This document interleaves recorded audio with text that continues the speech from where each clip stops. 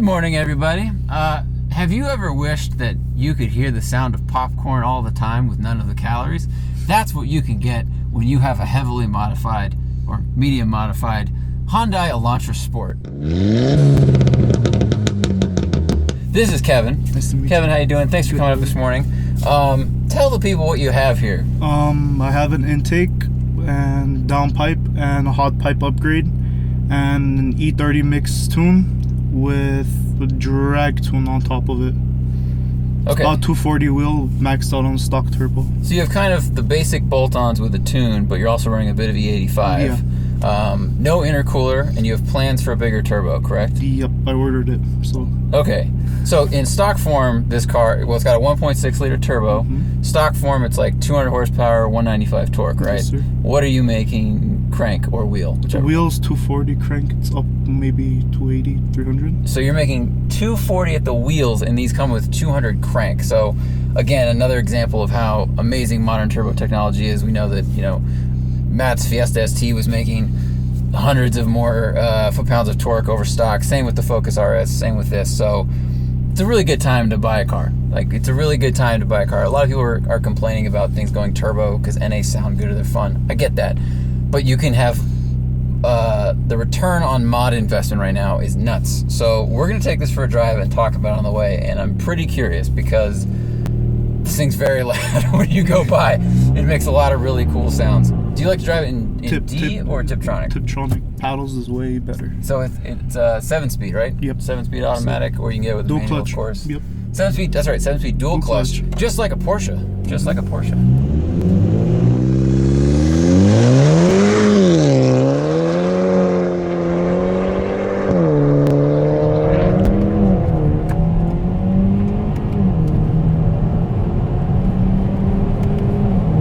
Wow, can we close that moonroof? Okay, what's crazy is that inside on acceleration, it's actually not that loud, but can you guys hear that? I'm gonna cut to a drive-by now.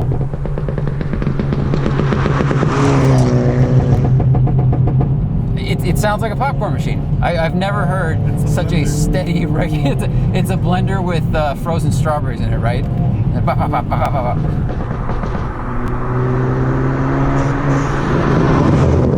So this car, what's it aimed at? It's aimed at the Golf SE and the Civic Si.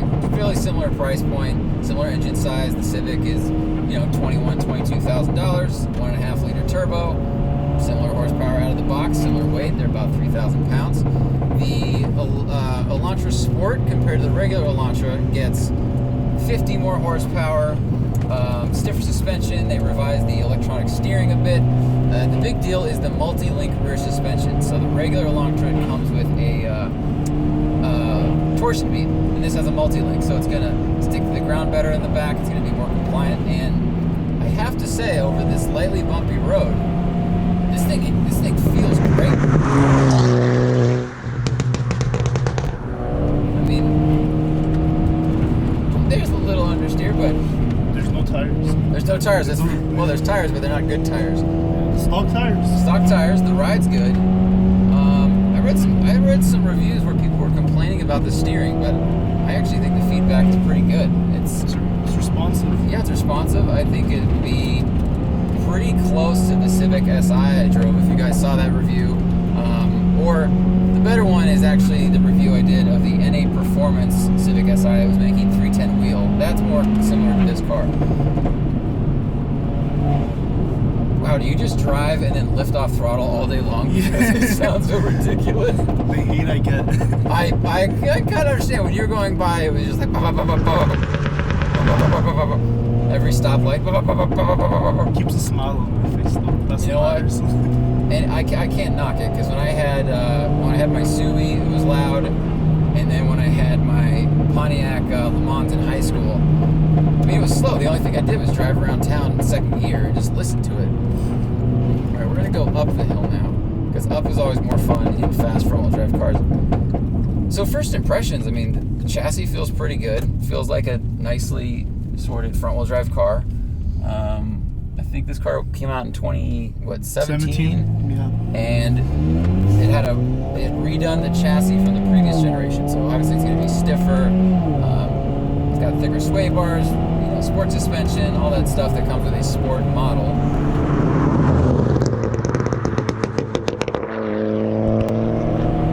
All right, we're flat. So it's got really good torque from 2 to 4, which you'd expect in a new modern turbo car with a tiny turbo. It definitely falls off at $5,000. So is that why? Yeah, you shift at 5,000. You shifted 5, right? Yeah. I mean, it revs at 65, but max power is lower. That's first or third gear. You shift at 65. After that, loses power. Well, right now we're in 4th, going uphill. I mean, I definitely don't feel the need to shift down. No. It's got a pretty broad power band with the torque curve. And then when you go bigger turbo, why are you doing that? Honestly, I'm gonna turn it into a canyon car. Okay. I'm gonna need that power. I can stay on 3rd gear all day. Yeah. Instead of 4th gear. Yeah, I can understand that. Right now we're at 3,800 RPM, so it's a little high to downshift to 3rd.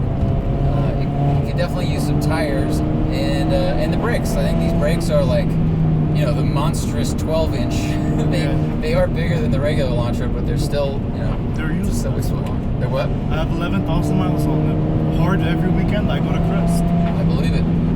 I believe it. I brake harder than you. Trust me, right now. Well, I'm still getting used to it, but I will say that it's a pretty eager car, and of course it's quick, but I'm impressed. I'm impressed just by the chassis. I haven't driven one of these yet. This is the first Elantra Sport I've driven. Yeah, of course it's 240 wheel horsepower.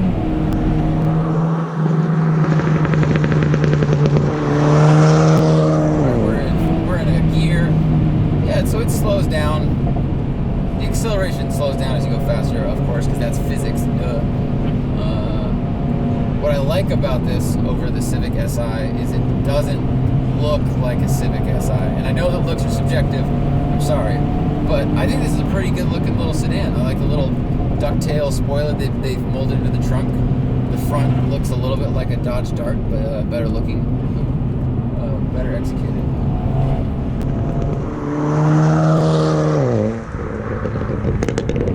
Why did you choose this car over, a Civic Si or the Golf with the 1.8 turbo? I mean, you've got a lot of options at this price point.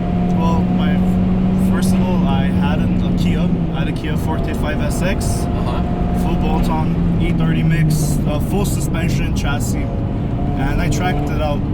I lost it, and I thought about buying a new car, and the closest car that's as good as this car.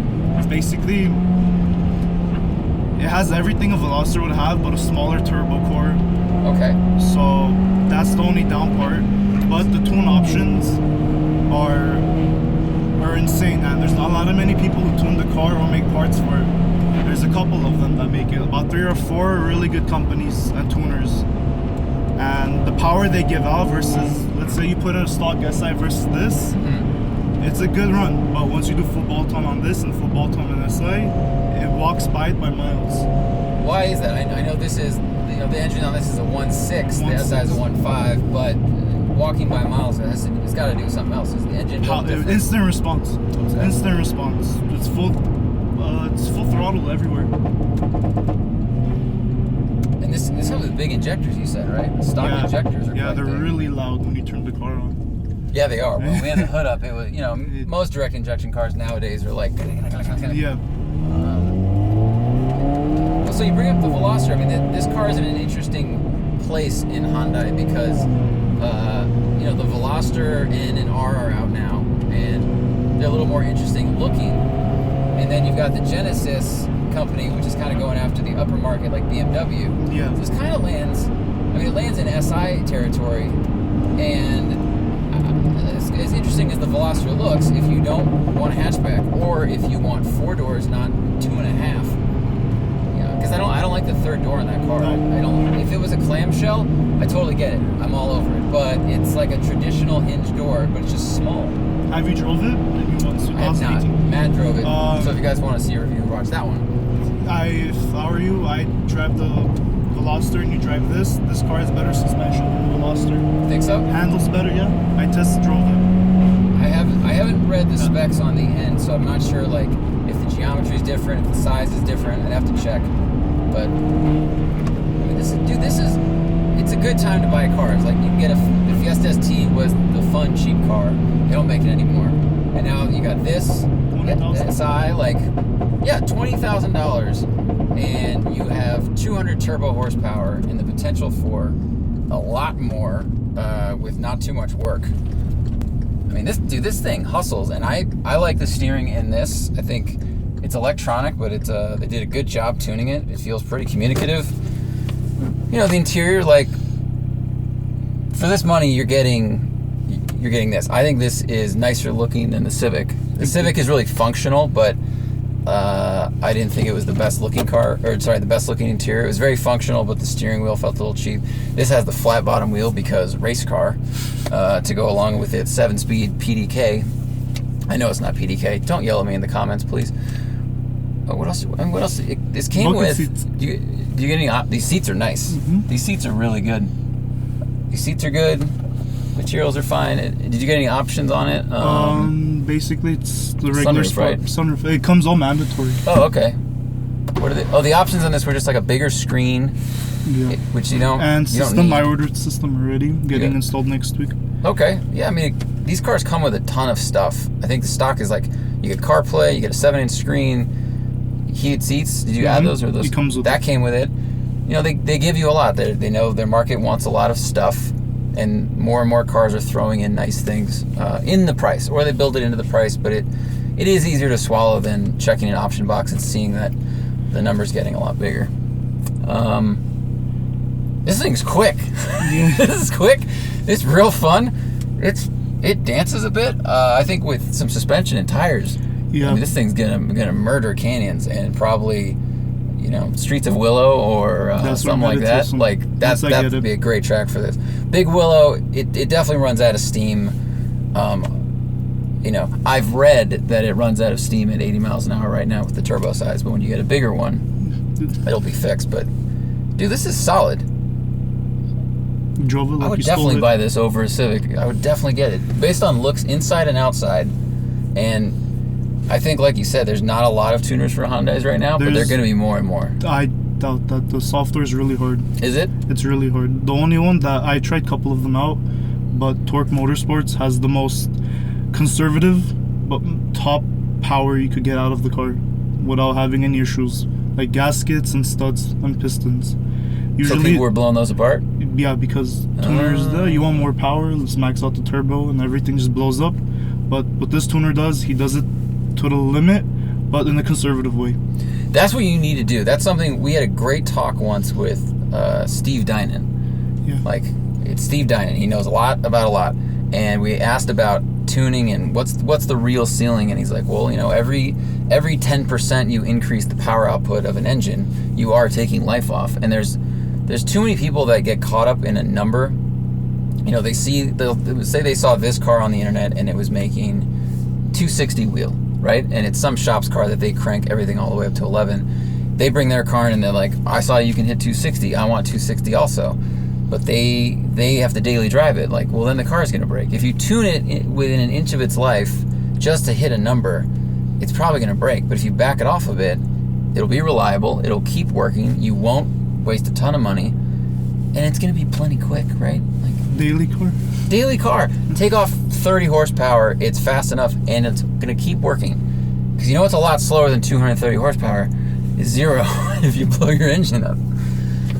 All right, I'm awake now. Thanks very much, man. I'm all like amped up. This is a ton of fun. Really obnoxiously loud, but man, I would do the same thing if I was your age and your sensibilities. Guys, thanks for watching. If you're looking at small cars, definitely drive a Elantra Sport. A new sentence in my vocabulary. And be sure to check out the podcast. You know, we put it up twice a week. We do live shows, jump in super chats, ask us questions, and check out our new merch store at Blipshift. Working with them, they are awesome. They're helping us with designs because I can't draw and Matt can't draw, so they're helping us out a lot. We got new shirts every month. Big step for us. So check that out. Thank you guys for watching, and have an awesome day.